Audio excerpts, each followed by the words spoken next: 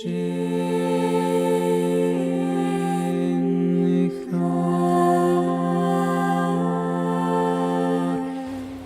muita alegria, nós recebemos o Ricardo, de trazer a palavra de Jesus para nós. E eu quero te pedir a oportunidade de fazer a prece inicial.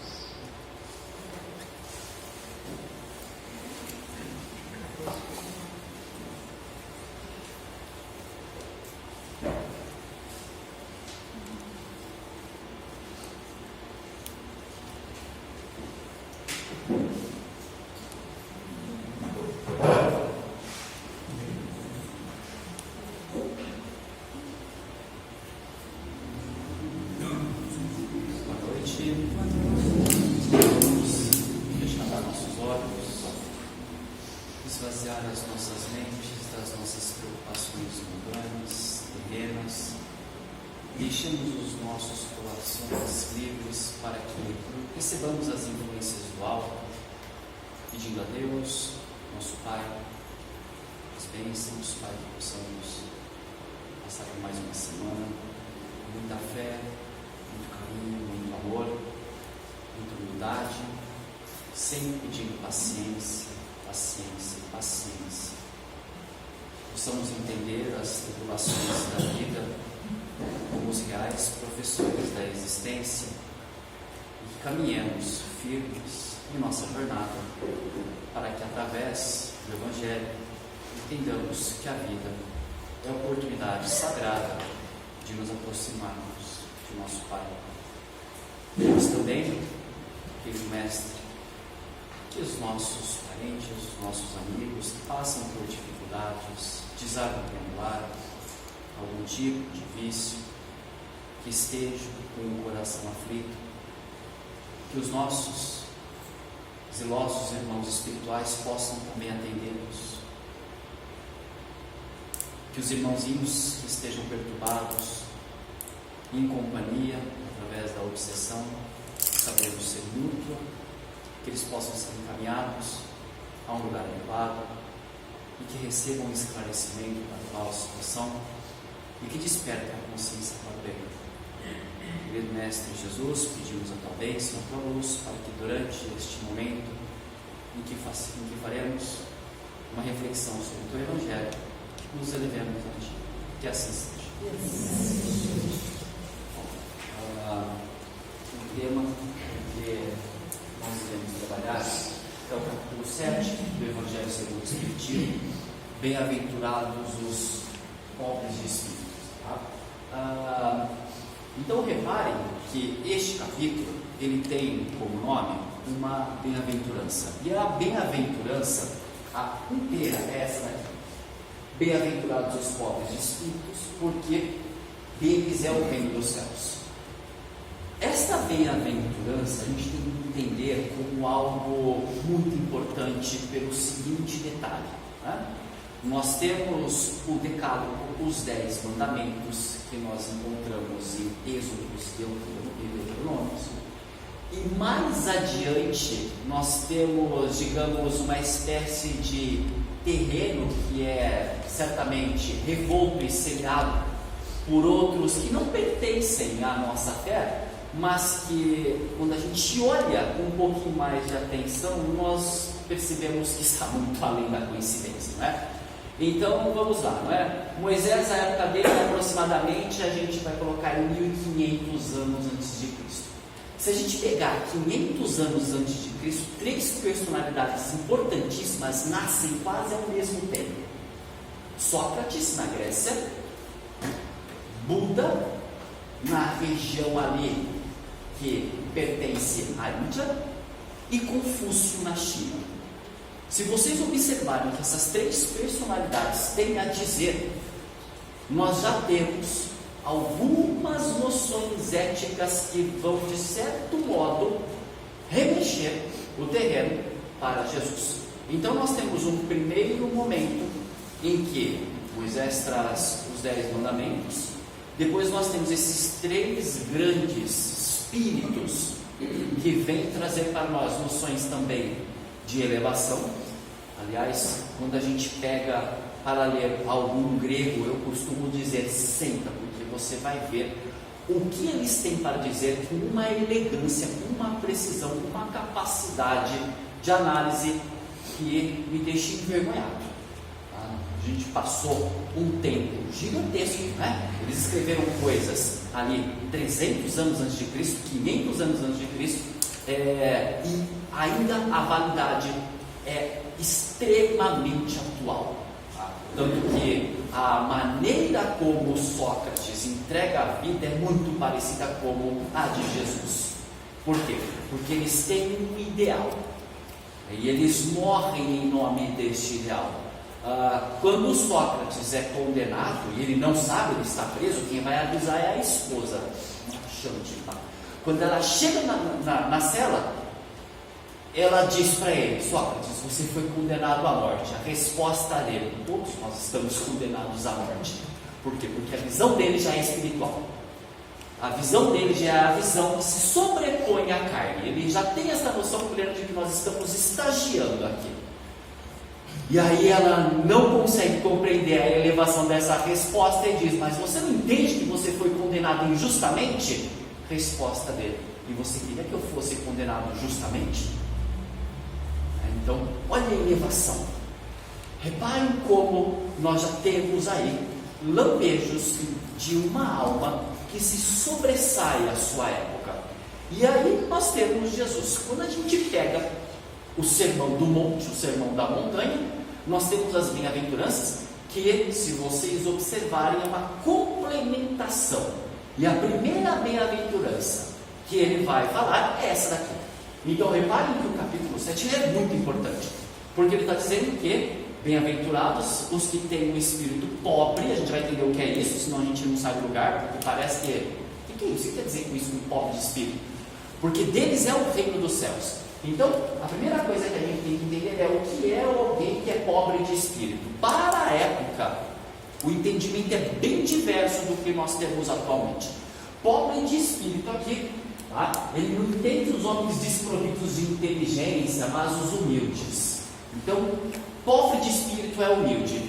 A visão nossa atualmente de alguém pobre de espírito é como se fosse desta frase aqui deste escritor Tolstói, que tem livros, aliás, lindíssimos, ditados por ele aqui no Brasil por alguns psicógrafos, entre eles a Ivone do Amaral Pereira.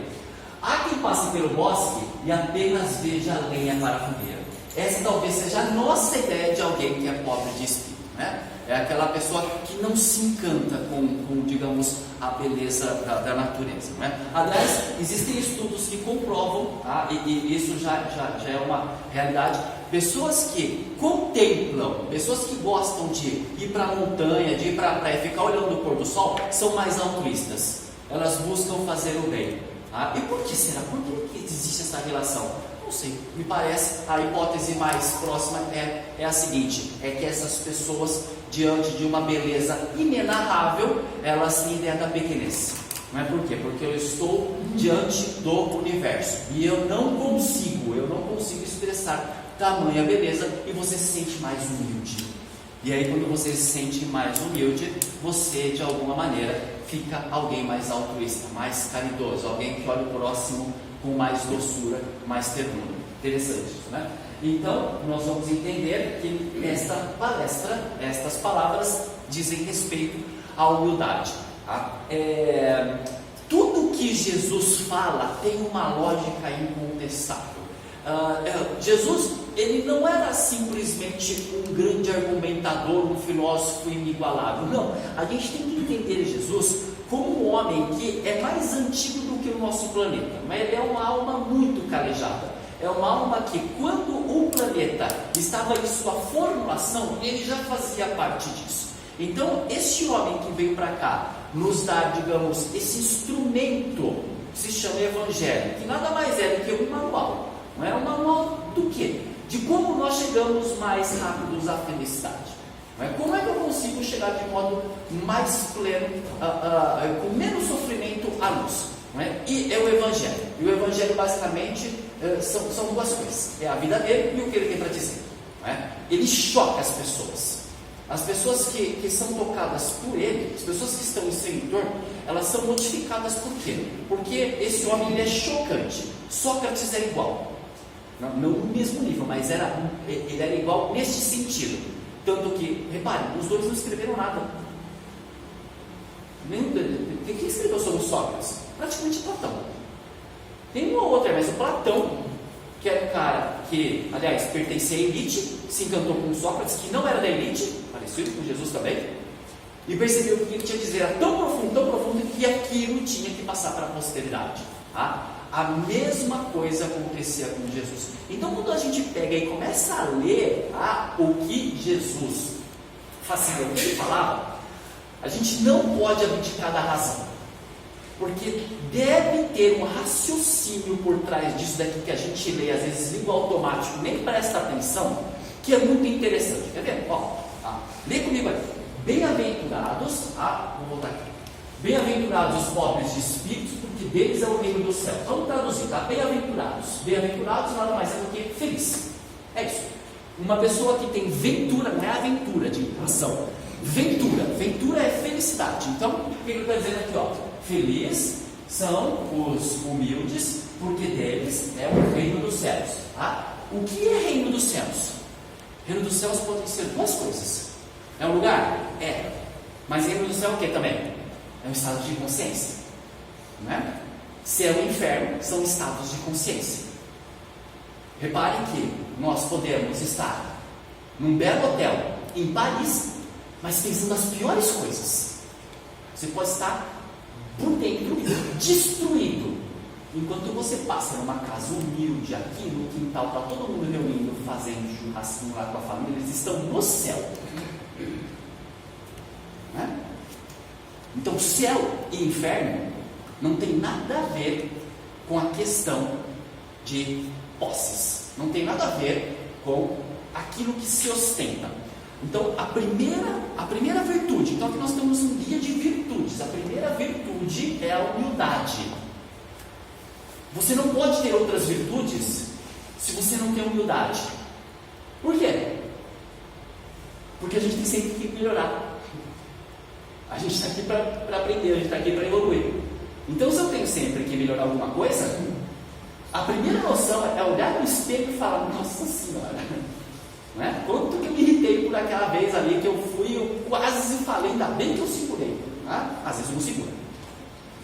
Então, a primeira virtude é a humildade. Então, olha só o que Jesus está dizendo aqui. Olha a inteligência. Tá? Bem-aventurados os pobres de espíritos, os humildes, porque deles é o reino dos céus. Então, o reino dos céus é um estado de felicidade. Sabe o que ele está dizendo aqui? Ele está dizendo que se você não é humilde, você não é feliz. Você pode mentir para todo mundo que você é feliz. Com rede social, então, é uma maravilha. Tá? Mas sem a humildade não existe felicidade. Essa é a primeira virtude. Todas as outras derivam desta, da humildade. Então que nós guardemos isso. A humildade é a primeira. Jesus não falou à toa. E se você começar a observar as outras, a manso de coração, os pacíficos e pacificadores, vocês vão perceber que todas elas derivam da humildade. Não é? A humildade te faz caridoso. Então você começa a perceber que tudo isso tem de algum modo, uma noção muito exemplar sobre a qual nós devemos pensar. E é interessante notar o que nós pensamos de felicidade, porque geralmente ela é bastante primitiva. É uma noção de felicidade que é de Mamon, não é de Deus. Não é? É a noção de que nós estamos mais apegados à matéria do que, digamos, ao mundo das ideias, ao mundo que nós deveríamos cultivar, que é da elevação moral e da elevação intelectual, né? Da busca de conhecimento e da busca do quê? Da vigia da conduta. Quer ver? Só para a gente fazer uma brincadeira, para ver o quanto que a gente está realmente sintonizado nessa noção de, digamos, o que seria a felicidade. Tá? Imagina que você ganhou na Mega Sena. Qual a primeira coisa que vem na sua cabeça? Na cabeça, geralmente, o que vem é algum paraíso no Caribe. Né? É algum lugar que você está numa praia maravilhosa e está alguém te servindo um drink tropical. Geralmente é essa noção. Tanto que, reparem, que quando passa alguma propaganda de banco que fala de previdência privada, que vai falar de economia e tal, eles usam essa imagem. Porque é quase que arquetípica, é algo que está na nossa consciência. É a noção que nós temos de paraíso, não é? É interessante notar que a noção de paraíso está até na cabeça de um ateu. Você nem precisa acreditar em Deus, você tem isso. Ele também busca esse paraíso. E quando a gente assiste um filme, o que a gente espera no final é o paraíso. Nós queremos que tudo fique bem. Nós queremos que tudo fique, de algum modo, que na obra de arte haja o cumprimento deste arquétipo que nós temos em nossa mente, independente da cultura. Nós buscamos. Pois bem, existe uma anedota espiritual bem interessante que fala disso, que é a seguinte: um sujeito morreu e ele abriu os olhos. Quando ele abriu os olhos na espiritualidade, ele estava justamente nesse lugar maravilhoso, tá? Que era uma praia completamente maravilhosa, um mar azul. Na hora que ele olha do lado, já tem um garçom com um drink para ele, com um guarda-chuvinha e tal, ele pega e toma o drink, e o que ele pensou? Estou no céu. Beleza, no outro dia ele acorda, a mesma coisa, ele abre os olhos, está lá o garçom com um drink, piscina de borda infinita, aquele mar maravilhoso. Terceiro dia, a mesma coisa, ele acorda, está ali o garçom, quarto dia, quinto dia. Hora que chega no 18º dia, ele já está bem do lado daquilo. Aí quando o garçom já está ali com o drink, ele fala: com licença, eu gostaria de falar com o gerente daqui. Aí o garçom: mas tem algum problema? O senhor não está gostando da bebida? Não é do seu agrado? Não, está perfeito o drink. Não tem que reclamar. Mas eu queria só fazer um comentário aqui. O senhor pode falar comigo, que eu vou fazer o melhor possível. Aliás, sou eu que coordeno aqui tudo. Então tá, já que é com você, eu vou falar. Tá tudo perfeito. Eu nem imaginava que seria tão bonito, tá, isso daqui. Mas olha, eu pensei bem aqui esses dias, e eu tomei uma decisão. Eu quero ir para o inferno. O garçom só abaixa assim e fala: onde é que você acha que você está? Porque a nossa noção de paraíso é uma noção do que o dinheiro pode me dar. Não é a noção de eu preciso me reconciliar com a minha família. Não é essa a noção. E se você não fizer isso, você pode ganhar 15 Mega-Senas. Você não vai achar a felicidade. Porque reconciliar com os nossos adversários e inimigos, é a palavra desse homem aqui. É difícil? É. Muito. É o mais difícil. Bem, mas ele diz que nós temos que amar os nossos inimigos. E enquanto a gente não fizer isso, essa história de céu, e de reino e de felicidade vai ficar um pouco distante. Então nós temos que buscar a brandura do coração, e numa situação em que nós temos uma aspereza com alguém com quem nós somos criados, com alguém que é o nosso familiar, alguém tem que ceder. Alguém tem que ceder. Que seja gente. A gente estende o braço. Pode ser que a pessoa não queira, mas a sua parte você fez. E aí, diante dos olhos do mais alto, você pode ter certeza, isso conta muito. Então a nossa parte a gente tem que fazer, que é a tentativa de neutralizar essa discórdia, certo? Para falar mais uma coisa dessa questão de loteria, uma vez fizeram uma pesquisa também com os grandes ganhadores de loteria no mundo inteiro, para ver o que era ganhar numa Mega-Sena, por exemplo. E eles fizeram uma espécie de enquete, folha de anamnese, assim, para ver como que a pessoa era, 2 anos depois, e depois 8, 10 anos, alguma coisa assim, Então, eles descobriram o seguinte: uma pessoa que ganha um grande prêmio de loteria, os primeiros 2 anos realmente são demais. É uma coisa maravilhosa, é muito bom mesmo. E depois de 2 anos? Depois de 2 anos, eu quero que você imagine a felicidade que você tem agora. Agora, vai ser um pouco mais baixo. Foi isso que essa pesquisa viu. Então, vocês conseguem acreditar no que esse homem está falando? Porque ele não é um cara que argumenta. Não, gente. Foi o maior homem que esteve aqui. E ele trouxe um guia para que a gente entenda o que de fato nós devemos fazer para alcançarmos a luz. Como eu disse, o Evangelho é um manual para que a gente ande de modo mais seguro e possamos chegar a ele. Bom, então tá. Jesus coloca a humildade no plano das virtudes que nos aproximam de Deus. Então, a condição essencial da felicidade prometida aos eleitos do Senhor. E devemos combater a vaidade e o orgulho. Então, vejam, nós devemos combater a vaidade e o orgulho. E a vaidade, às vezes, ela é complicada, porque quando eu não tento fazer com que a inimizade, esta aspereza, se dilua, é porque tem orgulho. Se eu tenho este indício de orgulho, eu estou ferindo a primeira bem-aventurança, que é da humildade.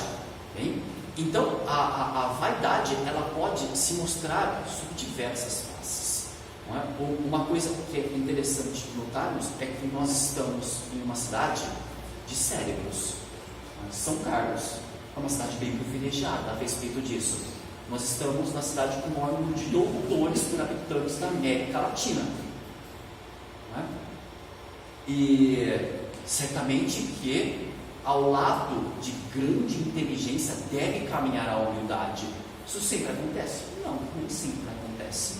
Tá? Algumas pessoas acabam extrapolando. Por quê? Porque fazer uma universidade pública pode fazer, às vezes, a pessoa achar que está acima do bem e do mal. Então, às vezes, nós temos uma ideia do que é a vaidade, não é? Pela roupa. E a vaidade não é na roupa. A vaidade é um atributo muito mais da introspecção, da conduta do que da roupa. Então, você pode encontrar, às vezes, nas universidades, uma pessoa que está com uma camiseta descosturada, uma bermuda rasgada, um chinelo que já era para ter trocado, não é? E um orgulho nas estrelas. O cara é PhD, você acha PhDeus. E o pior, não é? É a ideia que o conhecimento que ele tem extremamente específico de uma coisa que só ele estuda transborda para todas as áreas. Pode falar de tudo. Isso é vaidade. Né? Aliás, a vaidade, como eu disse,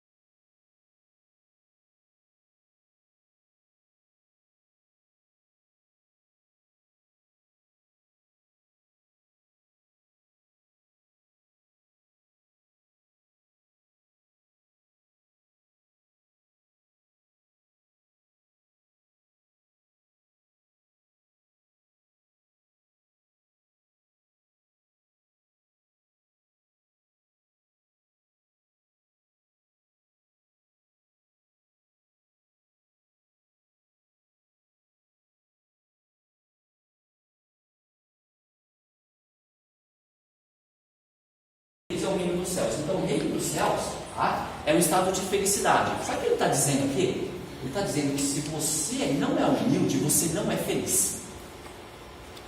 Você pode mentir para todo mundo que você é feliz. Com rede social, então, é uma maravilha. Tá? Mas sem a humildade não existe felicidade. Esta é a primeira virtude. Todas as outras derivam desta, da humildade. Então, que nós guardemos isso. A humildade é a primeira. Jesus não falou à toa. E se você começar a observar as outras, a manso de coração, os pacíficos e pacificadores, vocês vão perceber que todas elas derivam da humildade. Não é? A humildade te faz caridoso.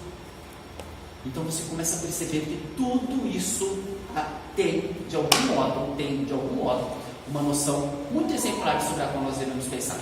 E é interessante notar o que nós pensamos de felicidade, porque geralmente ela é bastante primitiva. É uma noção de felicidade que é de Mamon, não é de Deus. Não é? É a noção de que nós estamos mais apegados à matéria do que, digamos, ao mundo das ideias, ao mundo que nós deveríamos cultivar, que é da elevação moral e da elevação intelectual, né? Da busca de conhecimento e da busca do quê? Da vigia da conduta. Quer ver? Só para a gente fazer uma brincadeira, para ver o quanto que a gente está realmente sintonizado nessa noção de, digamos, o que seria a felicidade, tá? Imagina que você ganhou na Mega Sena. Qual a primeira coisa que vem na sua cabeça? Na cabeça, geralmente, o que vem é algum paraíso no Caribe, né? É algum lugar que você está numa praia maravilhosa e está alguém te servindo um drink tropical. Geralmente é essa noção. Tanto que, reparem que quando passa alguma propaganda de banco que fala de previdência privada, que vai falar de economia e tal, eles usam essa imagem. Porque é quase que arquetípica, é algo que está na nossa consciência. É a noção que nós temos de paraíso, não é? É interessante notar que a noção de paraíso está até na cabeça de um ateu. Você nem precisa acreditar em Deus, você tem isso. Ele também busca esse paraíso. E quando a gente assiste um filme, o que a gente espera no final é o paraíso. Nós queremos que tudo fique bem. Nós queremos que tudo fique, de algum modo, que na obra de arte haja o cumprimento deste arquétipo que nós temos em nossa mente, independente da cultura. Nós buscamos isso. Pois bem, existe uma anedota espiritual bem interessante que fala disso, que é a seguinte: um sujeito morreu e ele abriu os olhos. Quando ele abriu os olhos na espiritualidade, ele estava justamente nesse lugar maravilhoso, tá? Que era uma praia completamente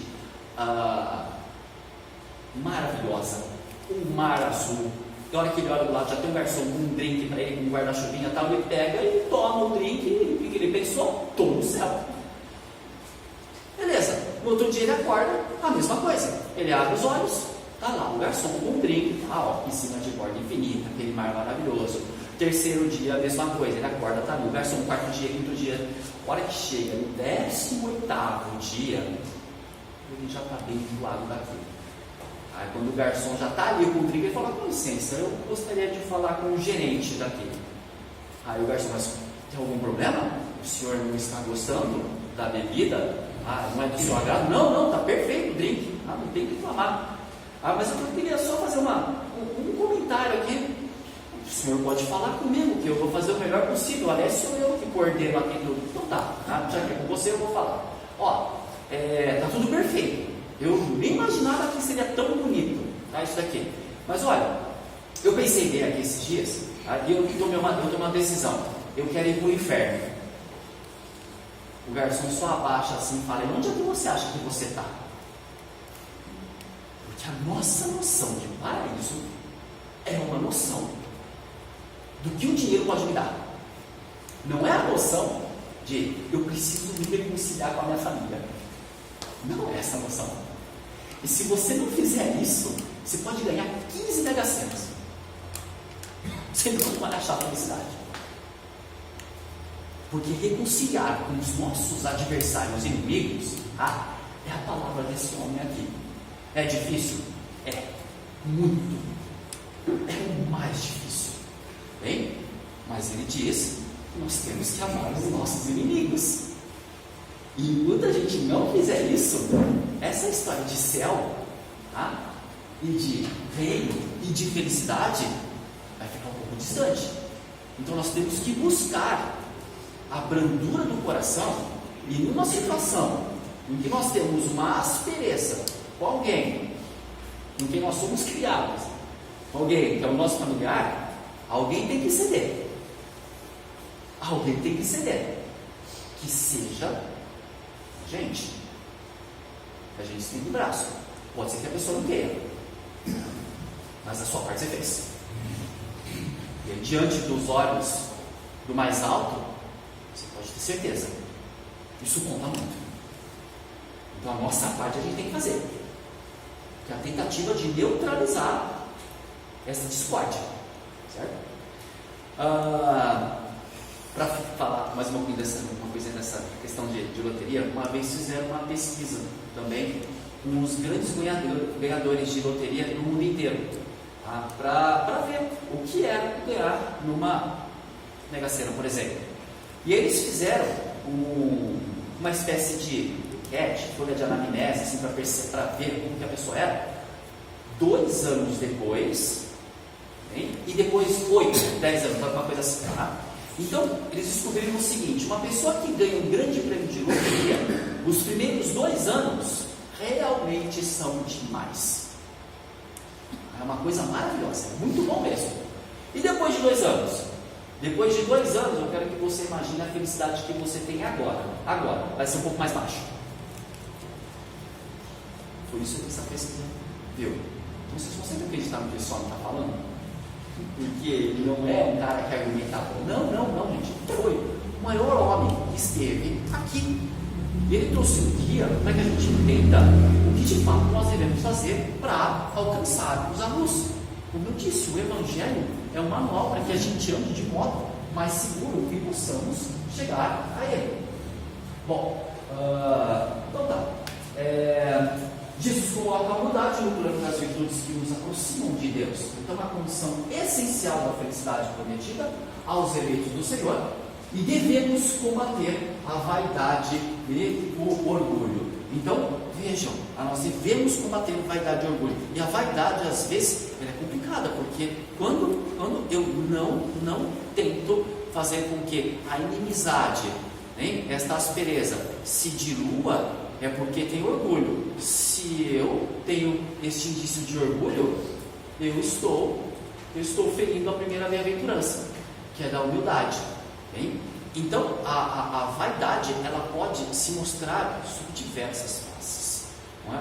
Uma coisa que é interessante notarmos é que nós estamos em uma cidade de cérebros. São Carlos é uma cidade bem privilegiada a respeito disso.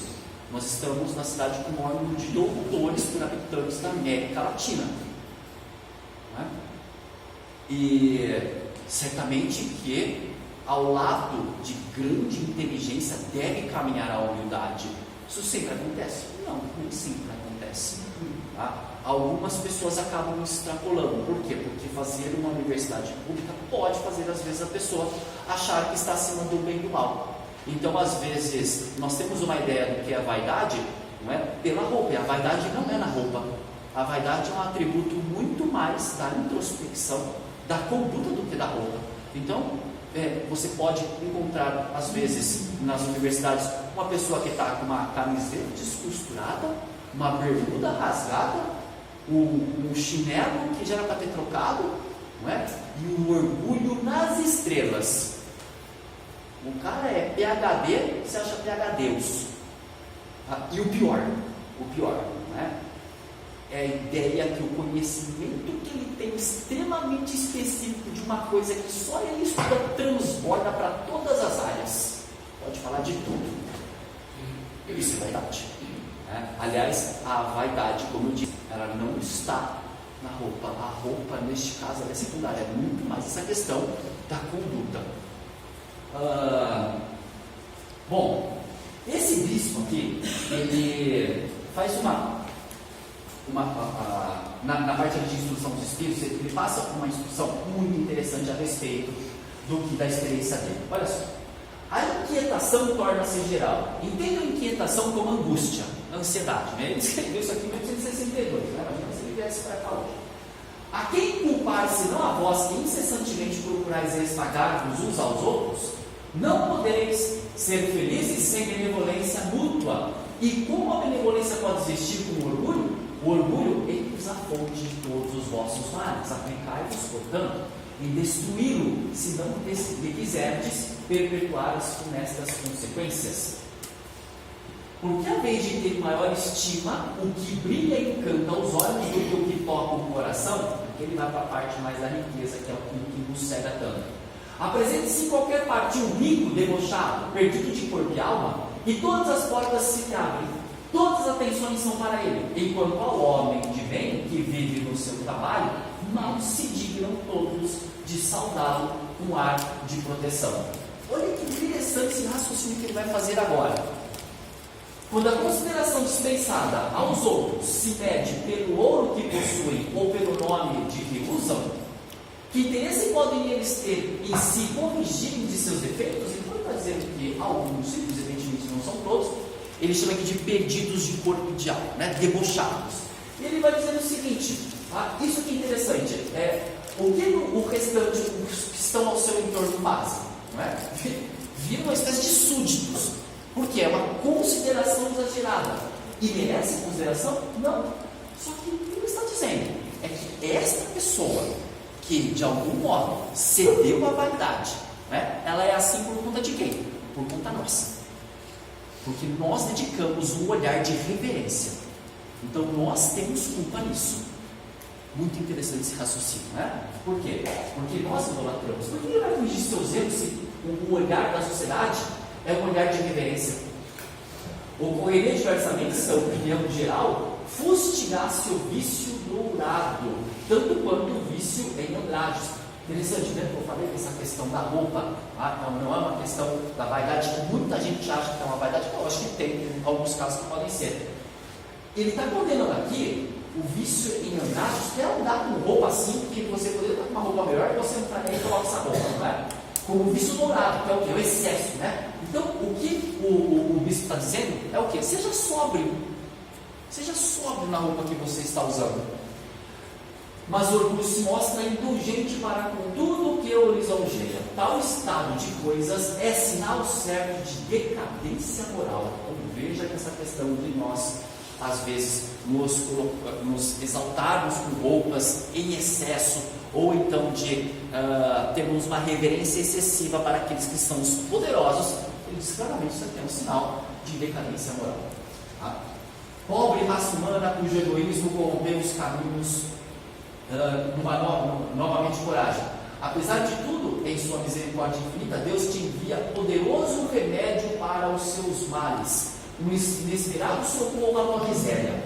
Então, olha que interessante, tá? Ele está falando agora da função dele, porque vamos lá, né? O Consolador prometido é quase que o próximo passo depois de Jesus, não é? Tá? O Espiritismo nada mais é do que nós temos uma organização por meio de Allan Kardec, que reúne uma pleiade de seres que são extremamente iluminados, espíritos superiores, e aí nós temos o quê?